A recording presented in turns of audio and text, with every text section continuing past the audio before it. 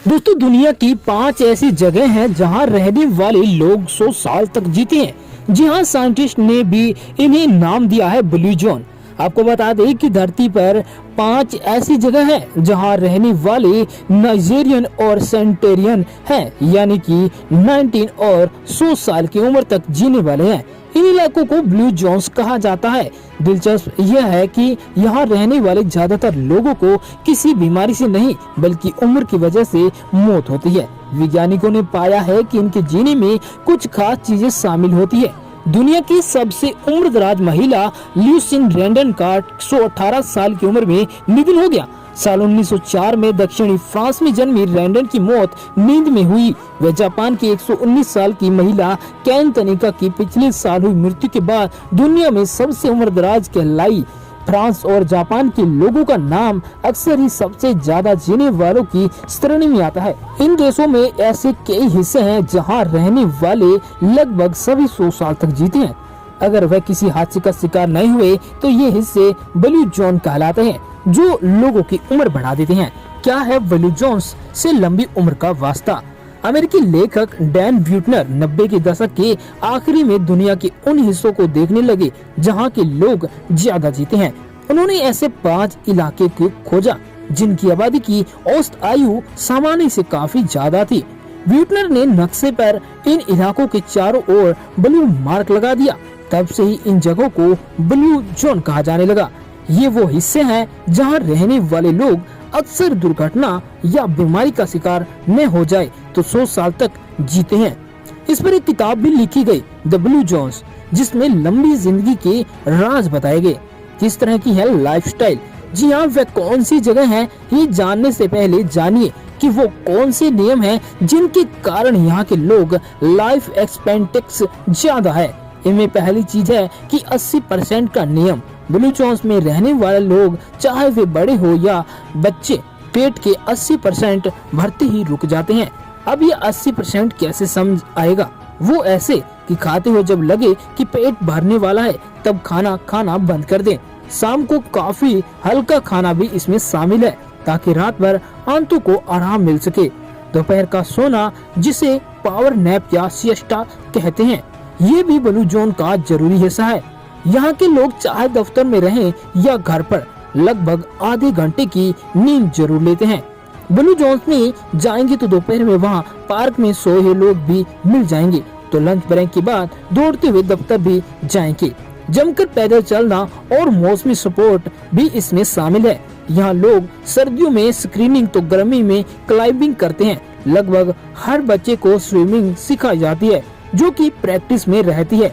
लंबी और सेहतमंद उम्र पाने के लिए साइंटिस्ट डीएनए का प्रयोग कर रहे हैं। आपको बता दें कि कौन कौन सी जगह हैं ब्लू जोन में। ग्रीस का इकारिया द्वीप इसमें शामिल है। समंदर से घिरा हिस्सा टर्की के पास लगता है।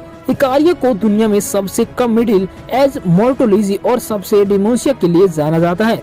रिसर्च के मुताबिक यहाँ मेडिटेरियन डाइट फॉलो की जाती है, जिसमें हरी पत्तियां, ऑलिव शामिल है, जबकि बहुत छोटा हिस्सा मांस का भी होता है।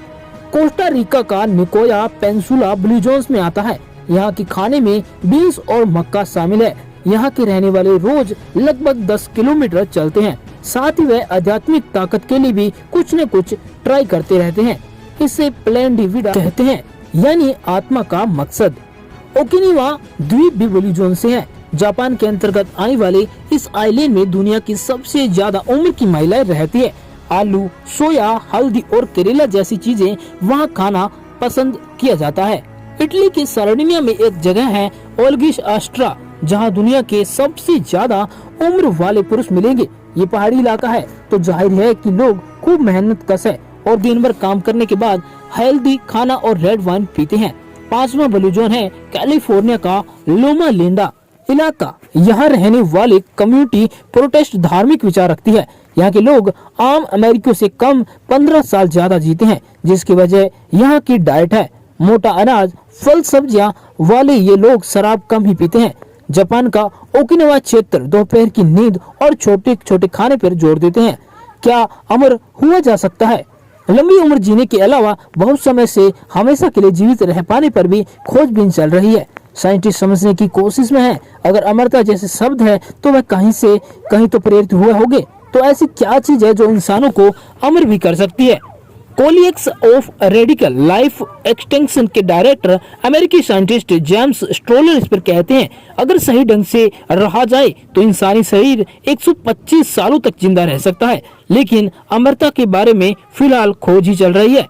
बीच में उम्रदराज लोगों में युवा खून डालकर कोशिकाओं में पुरानी ताकत डालने की कोशिश भी की गई, लेकिन फेडरल एंड ड्रग एडमिनिस्ट्रेशन ने इस प्रैक्टिस को गलत बताते हुए बंद करवा दिया था।